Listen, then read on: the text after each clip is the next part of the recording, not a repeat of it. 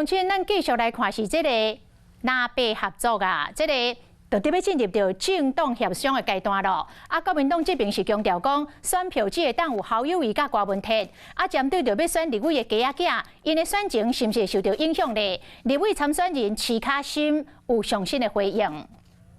我想这个蓝白合很重要的就是说，要么是侯柯配，要么是柯侯配，这是一个最基本的原则跟前提。那如果说这个没有办法这样子的组合推出最强人选的话，那我想很多侯友宜的支持者或者是柯文哲的支持者，假设说不互相买单的话，那谈了这么久的蓝白合也只是枉然。所以小鸡们还是会在整个在野的力量整合的前提下去合作，那只是恐怕那我们就有各自的总统候选人的支持人选。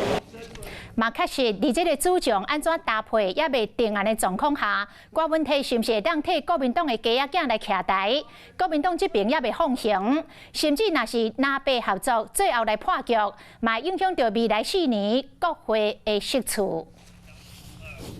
Hello， 我是庄慧琪。想要抢先掌握最及时的新闻资讯吗？赶快订阅、按赞、开启小铃铛，锁定华视新闻 YouTube 频道。